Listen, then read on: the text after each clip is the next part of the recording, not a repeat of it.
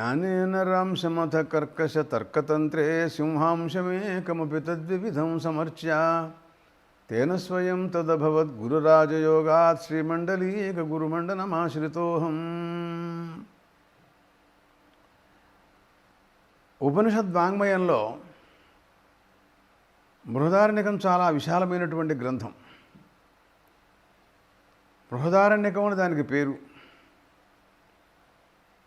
అరణ్యంలో అధ్యయనం చేయవలసినటువంటిది కాబట్టి దానికి ఆరణ్యకం అని పేరుంది. సహజంగా ఆరణ్యకాలన్నీ కూడాను అరణ్యాల్లో అధ్యయనం చేయవలసి ఉంటాయి. ఇది బృహత్ అనటం చేత, విశాలమైనటువంటి గ్రంథం అవటం చేత బృహదారణ్యకం అని దానికి పేరు వచ్చింది. ఇది శుక్లయజుర్వేదానికి సంబంధించినటువంటి ఒకానొక ఉపనిషత్తు. ఈ ఉపనిషత్తు 6 అధ్యాయాలతో కనపడుతోంది. కానీ చాందోగ్యం 8 అధ్యాయాలతో ఉన్నా, ఇది 6 అధ్యాయాలతో ఉన్నా దానికంటే ఈ గ్రంథం చాలా పెద్దది.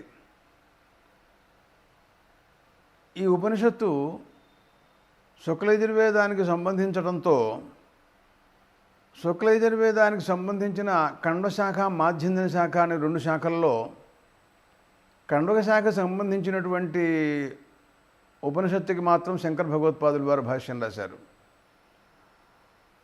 అటువంటి దాంట్లో ఈ ఉపనిషత్ ప్రారంభం అశ్వమేధోపాసనతో ప్రారంభమవుతోంది. అశ్వమేధ ఉపాసన అనగానే అశ్వమేధయాగానుష్ఠానాన్ని గురించి కూడా ప్రసంగం ఉంటుంది. 2 రకాలుగా అర్థాలను చెబుతూ భాష్యకారులు తైత్రీయంలో సంహితలో ఒక చోట అశ్వమేధయాగానికి సంబంధించినటువంటి కర్మ, వాట్ల విశేషాలు, వాట్ల వ్యాఖ్యానాలు, కల్పసూత్రాలు, విశాలమైనటువంటి ప్రపంచం అంతా తైత్రీయంలో ఉంది. దానికి బ్రాహ్మణ భాగం గొప్పగా వ్యాఖ్యానం కూడా చేసింది తైత్రీయంలో. దాంట్లో అశ్వమేధ ఉపాసనను గురించినటువంటి ప్రసంగం కూడా చాలా ఎక్కువగా ఉంది. తైత్రీయ సంహితలో చిట్టు చివరి అనువాకంలో అశ్వోపాసనతో చివరికి సమాప్తమైంది తైత్రీయ సంహిత.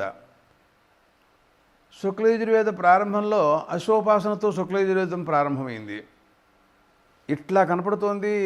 అడుగడుగునా కూడా అశ్వమేధయాగానికి సంబంధించినటువంటి మంత్రాలు, వాట్ల వివరణ, మహర్షుల యొక్క యాజ్ఞిక పద్ధతి, బ్రాహ్మణం యొక్క వ్యాఖ్యానం అనంతంగా అనేక చోట్ల అనేక విధానాలు కనపడుతున్నాయి. ప్రకృతంలో ఉపనిషద్ వాంగ్మయాన్ని గురించినటువంటి విచారణ చేస్తున్నాం. అది కూడా శంకర భాష్యాన్ని అనుసరించి జరుగుతోంది కనుక దాంట్లో శంకర భాష్యంలో శంకరాచార్యులు వారు విద్యయా కర్మణావా, కర్మణా విద్యయావా అని అంటూ ఒక వాక్యం ఇచ్చారు. అంటే అశ్వమేధయాగానుష్ఠానానికి అధికారం క్షత్రియులకే ఉంటుంది. రాజసూయాగం, అశ్వమేధయాగం ఇటువంటి యజ్ఞాలన్నీ కూడాను రాజయజ్ఞాలు. ఇవి మహారాజులు అనుష్ఠించదగినటువంటి యజ్ఞాలు కాబట్టి వీటిని రాజయజ్ఞాలని పేరు వాటికి.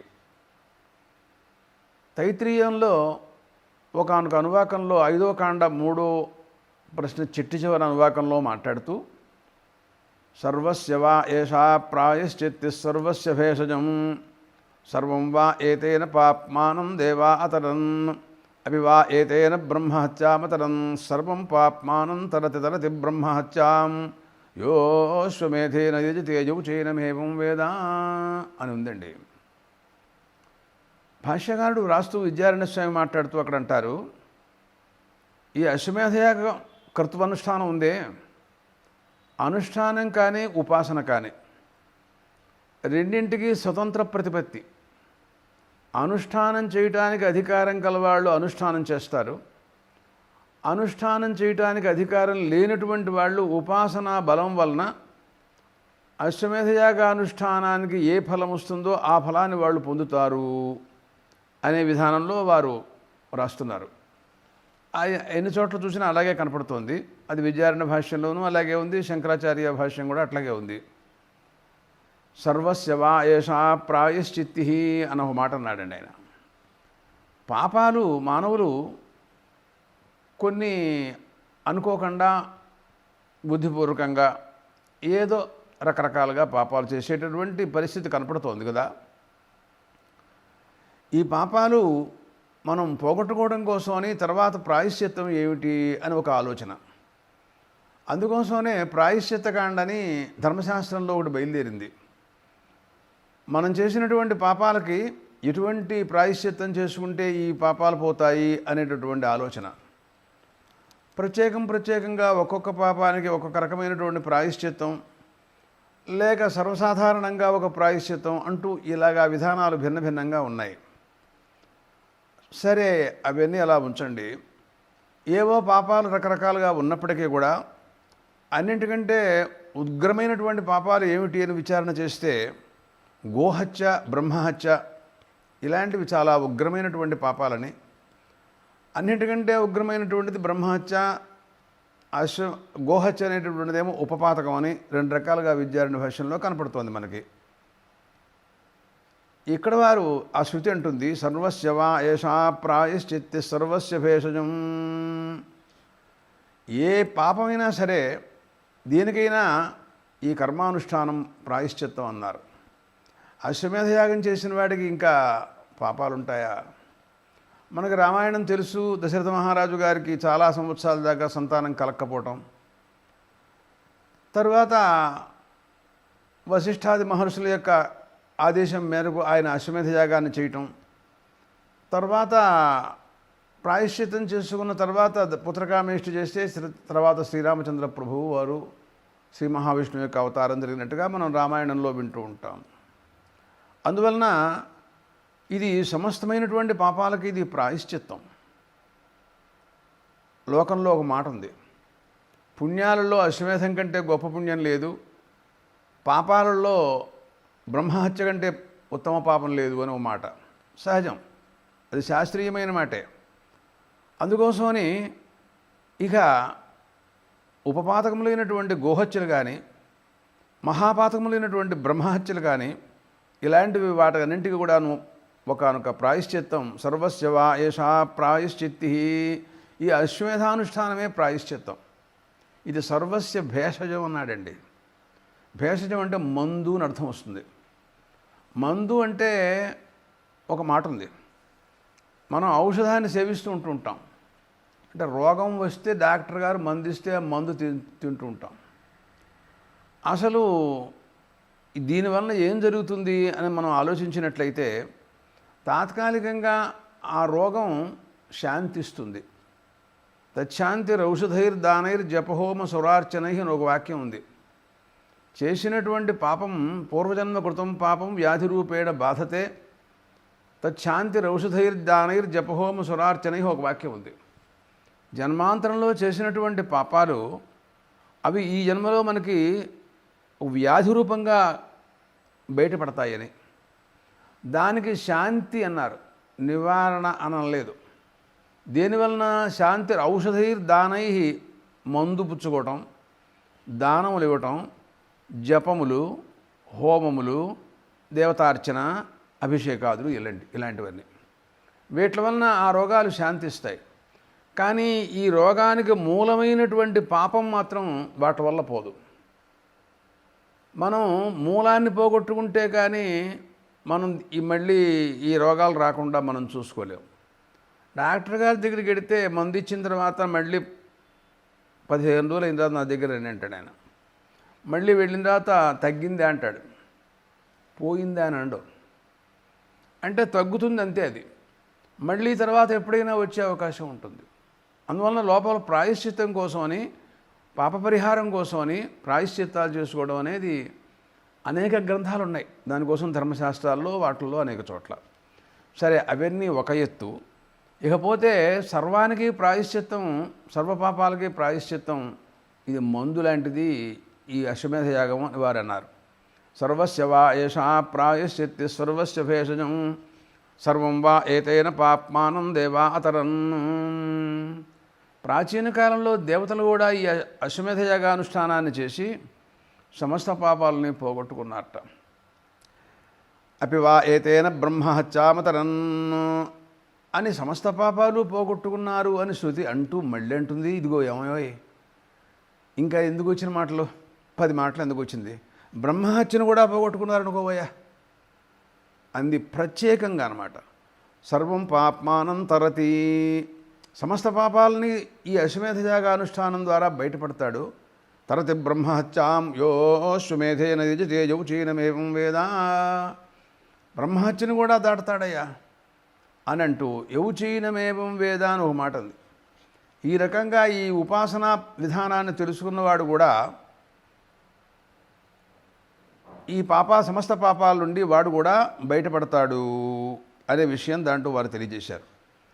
బృహదారణిక ప్రారంభంలో శంకర భగవత్పాదులు వారు మాట్లాడుతూ అన్నారు, అస్య అశ్వమేధ కర్మ సంబంధినో విజ్ఞానస్య ప్రయోజనం ఏషాం అశ్వమేధే నాధికార తేషాం అస్మాదేవ విజ్ఞానా తత్ఫల ప్రాప్తి విద్యా కర్మణావా అనుంది పంక్తి. అంటే అశ్వమేధ యాగానికి సంబంధించినటువంటి విజ్ఞానం సామాన్యమైనటువంటి విజ్ఞానం కాదు. మనకు మామూలుగా బ్రాహ్మణ భాగం చూస్తేనే తైత్రీయంలో 2 ప్రశ్నలు కనపడుతున్నాయి. సంహితలో మంత్రభాగం అక్కడక్కడ చాలా చోట్ల ఉంది. ఈ విజ్ఞానం అంతా కూడా మనం తెలుసుకోవాలి. తెలుసుకున్నట్లయితే ఏషాం అశ్వమేధే నాధికార, ఎవరికి అశ్వమేధ యాగానుష్ఠానం చేయటంలో అధికారం ఉండదో అంటే ఎవరికి? బ్రాహ్మణాదీనాం అస్మాకం అన్నమాట. మనకు అధికారం లేదు, అది రాజయజ్ఞం. ఏషాం అశ్వమేధే నాధికార తేషాం అస్మాదేవ విజ్ఞానాత్, ఈ అశ్వమేధ యాగ విజ్ఞానం ఉందే, దీన్ని తెలుసుకోవటం వలన, ఈ ఉపాసనా బలం వలన ఆ కర్తనుష్ఠానం చేసిన వాళ్ళకి ఎంత ఫలం వస్తుందో ఆ ఫలం వీళ్ళకి వస్తుంది అని అన్నారు. అంటంలో ఒక ప్రమాణ వాక్యాన్ని చూపించారు. వారు కూడా నేను చెప్పాను కాబట్టి ఇది ప్రమాణం అనరే, ఆయనకు కూడా శిరోధార్యమైనటువంటి ఒక శృతి చూపించవలసిందే. విద్యయా కర్మణావా అను వాక్యం ఉంది. అంటే ఉపాసన వలన కానీ కర్మానుష్ఠానం వలన కానీ నీకు ఆ ఫలం వస్తుంది అనే విషయాన్ని దాంట్లో వారు తెలియజేసి ఉన్నారు. ఈ రకంగా అశ్వమేధ యాగానుష్ఠాన ప్రారంభంలో బృహదారణ్యకోపనిషత్తు ఉపాసనతో ప్రారంభించింది. కానీ మనకి ఈ కర్తనుష్ఠానంలో సమగ్రమైనటువంటి విజ్ఞానం, తైత్రీయంలో అయితే సమగ్ర విజ్ఞానం అంతా పరిపూర్ణంగా దాంట్లో ఉంది. ఉపాసన కూడా చివరిలో ఒక అనువాకం ఇచ్చారు. బృహదారణ్యకంలో మనం ప్రస్తుతం శంకర భాష్యాన్ని అనుసరించి మాట్లాడుతున్నాం కనుక ప్రధానంగా ఈ కర్మకి కావాల్సినటువంటి ముఖ్యమైనటువంటి విషయాలు ఋగ్వేద, యజుర్వేద, సామవేదాలు, వేదాధ్యయనం, క్రతువుకి ఉపయోగించేటటువంటి అగ్ని, ఈ కృత్వనుష్ఠానం వలన వచ్చేటటువంటి ఫలం ఆదిత్యుడు, యాగాన్ని చేయటానికి అధికారం కలిగినటువంటి ఒకానొక యాగకర్త, అలాగా అన్నింటికంటే ముఖ్యమైనది ప్రాణం కనుక ప్రాణము, ఇట్లా కొన్ని పదార్థాలు మనకి కావాలి. ఇవన్నీ వీటి గురించి మనకు విషయం తెలియదు. ముఖ్యమైనది అశ్వం. ఈ 6 పదార్థాల గురించి మిగతా క్రియాకలాపములు ఇంకా అది అనంతంగా ఉంది, దాని గురించి మనం తైత్రీయంలో చూసుకోవాల్సిందే. ఈ 6 గురించి ఇక్కడ మొట్టమొదట్లో బృహదారణ్యకంలో శృతి సాక్షాత్తుగా విధిస్తోందనమాట. మనం వీటిలన్నింటినీ చెప్పి, అంటే అశ్వం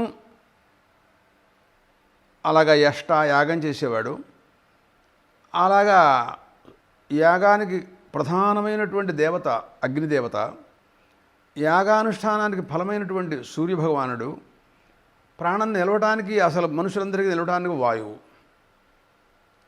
వీళ్ళందరూ ఎట్లా దీంట్లో సిద్ధించారో ఇది మొట్టమొదటిలో ప్రతిపాదనిస్తుంది. అయితే ఈ ఉపనిషత్తు ఎలా ఉంది అంటే ముందు ఉపాసనతో ప్రారంభించి తర్వాత వీళ్ళందరూ వచ్చారని చెప్పింది. అసలు వీళ్ళందరూ లేకుండా మనం కర్మే కుదరదు, ఉపాసనే కుదరదుగా. అందుకోసం నేనేం చేశానంటే ముందు వీళ్ళందరూ కూడా ఉత్పన్నమైనట్టుగా వీళ్ళ యొక్క స్వస్వరూపాలను చూపించి ఆ తర్వాత ఆ కర్మలో ఉపాసనా స్వరూపాన్ని గురించి వివరణ ఇద్దామనే ఉద్దేశంతో దాంట్లో ఉన్నది అటు ఇటు మార్చుకోవడం అంతకంటే ఏం లేదు. ఆ రకంగా దాని విధానాన్ని గురించి మీకు వివరణ ఇవ్వడం కోసమని శ్రోతలకి సుగమంగా తెలియటం కోసం చేసిన ప్రయత్నం ఇది. దాంట్లో చూడండి 1వ అధ్యాయం 2వ పాదంలో 6వ ఖండికలో సోకామయిత భూయసాయజ్ఞేన భూయో యజేయేతి అని ప్రారంభం అండి. 6వ ఖండిక.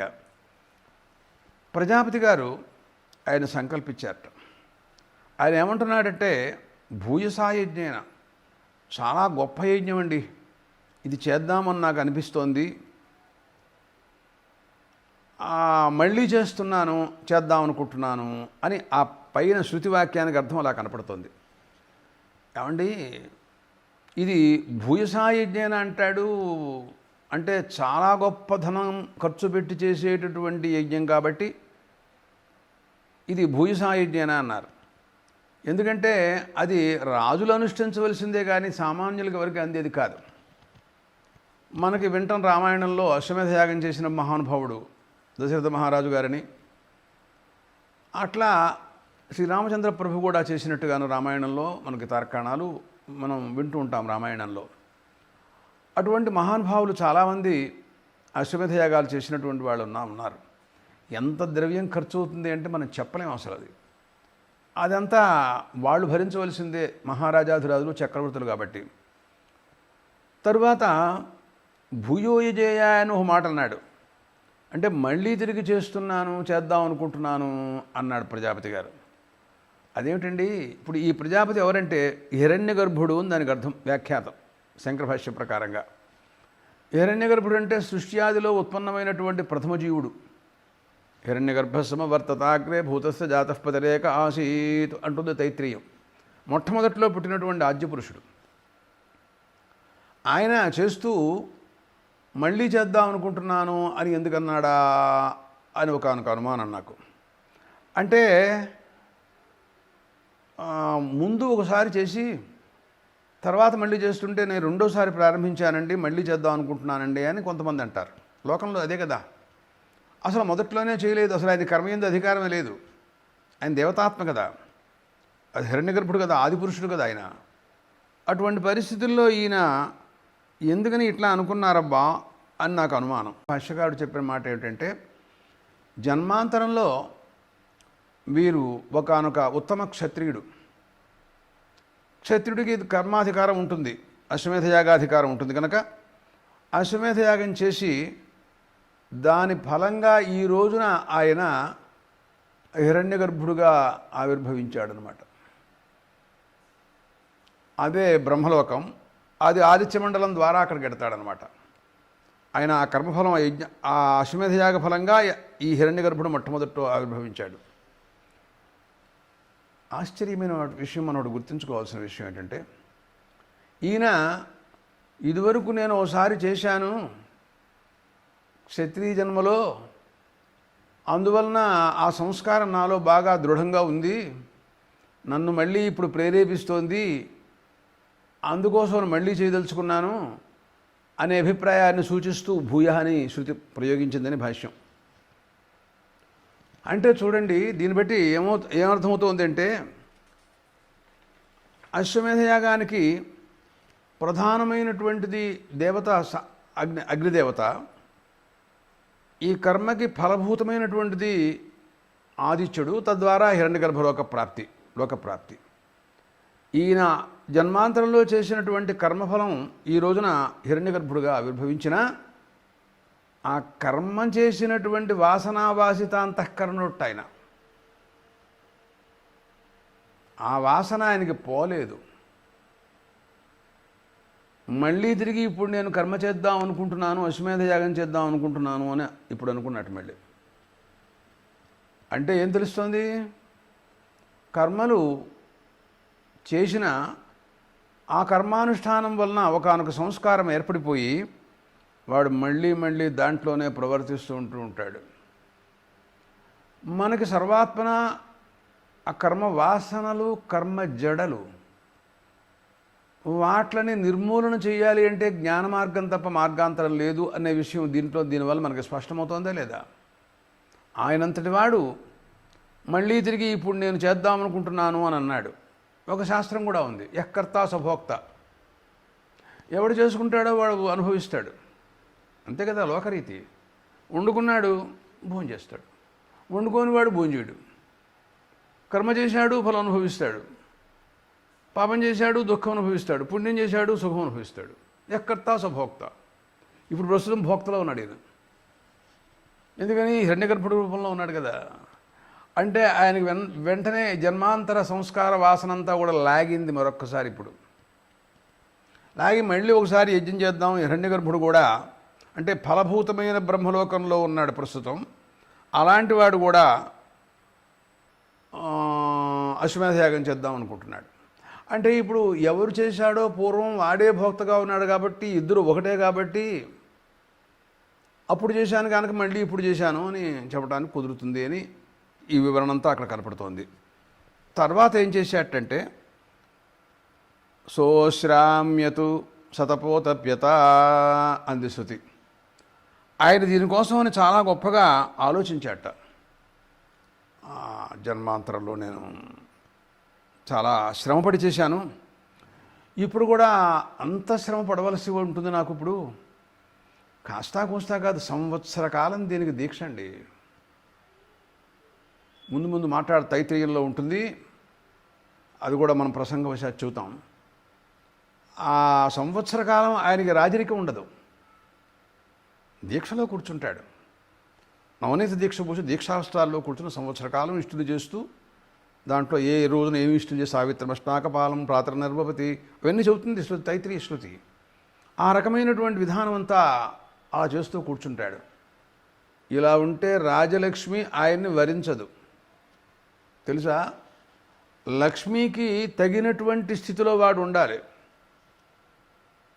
ఒకనొకడు ఉంటాడు చూడండి, మహారాజులు, వాళ్ళు లక్ష్మీ పురుషులండి వీళ్ళు అని అంటుంటాం మనం. ఇప్పుడు గంధర్వుని గురించి మనం విచారణ చేసామనుకోండి, చాలా అందంగా ఉంటారు వాళ్ళు. ఒక పద్ధతి ఉంటుంది పెద్దానికి. అంచేత నేను క్షత్రియుడై ఉండి ఆ క్రీడములు, ఆ ధారణ, సింహాసనం, చుట్టూరా వందిమాగధులు, స్తోత్రపాఠకులు, గౌరవించేవాళ్ళు, ఆ రకంగా ఉంటే లక్ష్మీదేవి అక్కడ నుంచుంటుంది. లేకపోతే మెట్టు దిగింది అంటే మనలాంటి వాడే. అలాగే సరస్వతీదేవి కూడాను, ఆవిడ కూడా ఒక ఉపాధిలో ప్రవేశిస్తుంది. విద్యాహవై బ్రాహ్మణమా జగామా గోపాయమా శవధిష్ఠేహమస్మి అని చెప్పింది మంత్రం, ఋగ్వేద మంత్రం. ఆ సరస్వతీదేవి విద్యారూపిణి బ్రాహ్మణమాజగామ, బ్రాహ్మణ దగ్గరికి పాళ్ళు పట్టుకుంది వచ్చి, నన్ను కాపాడు, నీకు నేను నిధిగా ఉంటా, నిన్ను రక్షిస్తూ ఉంటా అని చెప్పింది. మనం దాన్ని అంగీకరించి ఆమెను మనం అవహించుకుని లోపల పెట్టుకున్నాం. ఆ స్థాయిలోనే ఉండాలి. ఆమెకు ఈ ఉపాధి సరస్వతి ఉపాధి. ఆవిడ ఉంటోంది దీంట్లో. ఆవిడకి ఎటువంటి అగౌరవం రాకుండా మనం చూసుకోవడం మన బాధ్యత. ఆవిడకి అగౌరవం మనం ఏర్పాటు చేసామనుకోండి, అటువంటి పరిస్థితుల్లో నీచోపాధిలో ప్రవేశించానురా చి అనుకుని ఏ జన్మకి మళ్ళీ మన దగ్గర రాదు ఆవిడ. నీ స్థాయిలో నువ్వు ఉండు, దిగజారమోక, అగౌరవపరచమోక సరస్వతిని. నిన్ను అగౌరవపరచడం కాదది, సరస్వతిని అగౌరవపరచడం. అలాగే లక్ష్మీదేవిని అగౌరవపరచడం అవుతుంది ఆయన రాజరికం వదులుకుంటే. సంవత్సర కాలం దీక్షలో కూర్చున్నాడు, రాజ్యలక్ష్మి ఎలా వస్తుంది, ఎలా ఉంటుంది అనే ఉద్దేశంతో అధ్వర్యుడే ఆ సంవత్సర కాలం రాజుగా ఉంటాడట అని భాష్యంలో రాశారు. అధ్వర్యూరేవ రాజత్వాత్ అంటాడు. అప్పుడు వీణాగానం చేయించడం అనే విషయం సందర్భం ఒకటి ఉంది. ఆ వీణ అనే ఐశ్వర్య స్వరూపం, దానివల్ల మళ్ళీ తిరిగి రాజ్యలక్ష్మి ఆమెను ఆవహిస్తుంది అనే విషయాలన్నీ కూడా తైత్రీయంలో చెబుతారు. ప్రసంగవశాత్ మనం కూడా మాట్లాడతాం అదని కూడాను. అలాంటి పరిస్థితుల్లో ఈయన అవన్నీ ఆలోచించుకున్న తర్వాత మానసిక శ్రమ కలిగిందిటండి. అదంతా ఆలోచించుకుంటే నాకేమిటో దిగజారిపోయినా నేను. సో అంతంగా మనం కూడాను ఏమిటోనండి, 4-5 రోజులు మట్టి నాకేమిటోగా ఉంటుంది. ఏదో ఒక ఆలోచన, పిచ్చి ఆలోచన, మనస్సు కుంగేస్తుంది అనుకోండి, లాగేస్తుందని అంటుంటాం మనం. ఎందుకంటే మానసికమైనటువంటి శ్రమ మనిషిని చాలా కుంగదీస్తుంది అది. ఆ రకంగా ఆయన ఏం చేసేటంటే, మహదిదం కర్మ కథం కరిష్యామి, ఈ కర్మని నేను ఎలా ఆచరించాలబ్బా అని ఎంతో ఆలోచించి ఆ నిర్వహణ విషయంలో మానసిక క్లేశాన్ని అనుభవించి అలసట చెందేలా పడిపోయినట్ట మనలాగా. అప్పుడు అనుకున్నట్ట, ఇలా పడిపోవటం కాదు, సాధించడానికి ప్రయత్నం ఏమిటో చూసుకోవాలి అని అనుకుని శతపోతప్యత తపస్సు చేద్దామని నిర్ణయించుకున్నట్ట. యద్దుష్కరం యద్దురాపం యద్దుర్గం యచ్చదుస్తరం సర్వంతు తపసా సాధ్యం తపోహి దురతిక్రమం అన్నాడు మనుగారు. ఏది లోకంలో నీకు లభించదో అదెల్లా తపస్సు వల్ల సాధ్యమవుతుందయా అన్నాడు ఆయన. అందుకోసమని ఆయన తపస్సు చేయడం కోసం పెట్టుకున్నట్టండి. అటువంటి పరిస్థితుల్లో ఆయన శరీరంలోంచి ప్రాణావై యశోవీర్యం, ఆయన శరీరంలోంచి ప్రాణాలు బయటకు వచ్చేసినాయి. మనిషి చక్షురాదులు ఇంద్రియాలు అన్నీ కూడాను పడిపోయినాయి. అంటే యశస్సు వీర్యం ప్రాణములు అన్నీ కూడాను బహిరగాత్ ఆయనలోంచి బయటకు వచ్చేసినాయిట. అదేమిటి అంటే ఒకప్పుడు మరీ ఖిన్నుడైపోయిన వాడు దిగజారిపోయి ఒకవేళ దుర్బలుడైపోతే వాడు కూడా అలాగా మరణిస్తాడు అని కొంతమంది అక్కడక్కడ చెప్పడం తెలుసు. అందుకని మీరు ధైర్యంగా ఉండండి, మీరు అట్లా దిగజారిపోకూడదు అంటుంటారు, మనని హెచ్చరిస్తుంటారు. చూసారా, అది ప్రమాదానికి దారితీస్తుందన్నమాట. ప్రస్తుతం మన ప్రజాపతి పరిస్థితి అట్టగా ఉంది. అయితే ప్రాణశబ్దాన్ని చేతి ఇంద్రియాలు అని అర్థం. ఆ ఇంద్రియాలు ఎటువంటివంటే యశస్సు వీర్యం అన్నాడు. అంత ఉంటుంది శృతి, ఉదాహరణకు శృతి. ఇంద్రియాల యశస్సు ఏమిటి, ఇంద్రియాల బలం ఏమిటయ్యా అని అంటే, ఇంద్రియాలతో ఉన్నప్పుడు, జ్ఞానేంద్రియాలు కర్మేంద్రియాలతో ఉన్నప్పుడు నువ్వు ఆలోచించి అనేక పుణ్యాలు చేసి ఎంతో కీర్తిని గణిస్తూ ఉంటావు. లేకపోతే నీకు కీర్తి ఏముంటుంది అసలు? ఆ ఇంద్రియాలు లేకపోతేను నువ్వు ప్రపంచంలో వ్యవహరించడానికి యోగం లేనప్పుడు నువ్వు ఏం సంపాదిస్తావు? అలాగే ఇంద్రియాలు ఉన్నప్పుడే వీర్యం బలం కూడా ఉంటుంది. బలవంతుడికి కీర్తి ఉంటుంది ప్రపంచంలో. దుర్బలుడు ఏం చేస్తాడు? ఎక్కడ వేసేవారంటే అక్కడ ఉంటాడు వాడు, దర్భపుడకలాగా ఉన్నవాడు. వాడు ఏం పని చేస్తాడు అసలు? మన ఆంజనేయ స్వామి ఉన్నాడు అనుకో, బలవంతుడు అంటే అది బుద్ధిర్బలం అంటుంటాం చూడు మనం. ఆయన కీర్తి అంటే మరి ఆయనది కీర్తి. రావణాసుర దగ్గరికి వెళ్ళాడు, లంకంతా 3 నిమిషాలు. మరి ఆ రకమైనటువంటి పరిస్థితి 80,000 మంది రాక్షసుల్ని ఒక్కసారి సంహరించాడు. ఎంత బలం లేకపోతే చేస్తాడండి ఆ పని? భీముడు, అమ్మో మహాభారతం. మరి ఎంత బలవంతుల కీచకుడు ఏమిటి మొదలైన వాళ్ళు అందరూ కూడా హతమారిపోయినారు. హిడింబాసురుడు, జరాసంధుడు, ఇలాంటి వాళ్ళందరూ కూడాను. మరి ఆ కీర్తి అలాంటిది ఇంద్రియాల వల్ల వస్తుంది. ఆ ఇంద్రియాలు బయటకు వచ్చేసినాయి. అరే పాపం, ఈయన కిందకి పడిపోయినాడు మనిషి. అయితే ఆ తర్వాత ఆ శరీరం ఏమైందంటే ఉచ్ఛూనమైపోయిందంటారు దాని సంస్కృతంలో. అంటే ఉబ్బిపోయిందనమాట. ప్రాణం పోయిన తర్వాత వాడి శరీరం ఒకరోజు అలాగా ఎక్కువగా అట్టిపెట్టినట్టయితే అది ఉబ్బిపోయి ఏమిటోగా ఉంటుందట. అలా అయిపోయినాడు మనిషి. అయితే ఇదంతా ఏమిటంటే ఒక ఉపాఖ్యానంగా చెబుతోంది శృతి. ప్రజాపతికి ఎలాంటి సమస్యలన్నీ ఎవరికైనా లోకంలో వస్తాయి. జన్మాంతరంలో తను కర్మ చేసిన వాడు కాబట్టి ఆ జ్ఞాపకాలు అవన్నీ కూడా ఉన్నాయి అనే చెప్పడం కోసం మాట్లాడుతోంది. కానీ ఆ తర్వాత ఆయన ఏమనుకున్నాడంటే, శోకామయత మేధ్యం ఇదం శ్యాం ఆత్మన్వి అనేన శ్యామితి అనుకున్నట్ట. నేను ఈ శరీరం యాగయోగ్యంగా ఉండుగాక అనుకుంటున్నాను అన్నట్టు. అంతే, అని అనుకుంటా ఉంటాడంతే ఆయన. ఏదనుకుంటే అది అవుతుంది ఆయనకి. అది ఆత్మన్వి శ్యాం, దీనివల్ల దేహధారణ చేసి నేను మళ్ళీ మామూలు పరిస్థితిలో ఉండాలనుకుంటున్నాను అని అన్నాడు ఆయన. అంటే అంతకుముందు ఆయన అశ్వయతని ఎందుకుని అలా గత ప్రాణం పోయినట్టుగా చెప్పారబ్బా. మరి తనంతట తను మళ్ళీ తిరిగి దాంట్లో ప్రాణాలతో నేను కూడి నేను మళ్ళీ మామూలుగా ఉండాలి అనుకునే సామర్థ్యం కల వ్యక్తి ఒక ప్రజాపతి, హిరణ్యగర్భుడు కదా. అటుండప్పుడు తన శరీరం దాంట్లోంచి ప్రాణాలు బయట పెడితే అది ఉబ్బిపోయేటట్టుగా ఎందుకు చేసుకున్నాడు అని అంటే, యదశ్వయతు తదశ్వస్యాశ్వత్వం అని చెబుతుంది శృతి. ఎప్పుడైతే అశ్వయతు అంటే ఆ రకంగా ఉబ్బిపోయినట్టుగాను దాంట్లోంచి ప్రాణాలు పోయినట్టుగానే మాటలు ఎప్పుడైతే ఏర్పడతాయో దానికి అశ్వం అని పేరు వచ్చింది. తర్వాత అదే ఆయన శరీరానికి అశ్వం అని పేరు వచ్చిన తర్వాత అశ్వంగా ఆయన భావించాడు దాన్ని. అంటే ప్రకృతంలో మన అశ్వమేధ యాగానికి అదే గుర్రం. అంటే ఆయనే అశ్వమేధయాగకర్తే, హిరణ్యగర్భుడే దానికి గుర్రం అన్నమాట. తర్వాత మళ్ళీ తిరిగి ఆయనే యాగకర్తగా కూడా ఉండాలి కాబట్టి మళ్ళీ తిరిగి తన దేహంలో ప్రవేశించాలని ఆయన అనుకున్నాడు. యదశ్వయతు తతు మేధ్యమభూత్ అశ్వస్య అశ్వత్వం. లోకంలో ప్రీతి కలిగినటువంటి వస్తువు పట్ల మనం ఒకవేళ ఇక్కడి నుంచి దూరంగా వెళ్ళి ఉన్నా కూడా ఆ వస్తువు పట్ల ప్రేమ మనకి అలా ఉంటూనే ఉంటుంది. నేను ఎక్కడున్నా నిన్ను గురించి ఆలోచిస్తూనే ఉన్నాను అబ్బాయి. నువ్వు అలా అనుకోమొక నన్ను అని అంటూ ఉంటారు. ఈ రకంగా ఆయన ప్రజాపతి ఆయనే అశ్వమైపోయినాడు, మళ్ళీ యాగకర్తగా ఉండటం కోసమని తనలో ప్రాణాలు ధరిస్తూ ఈ రకంగా ప్రయత్నాలు చేస్తున్నారు. శృతి ఇంకా ఈ పైన మాట్లాడుతుంది.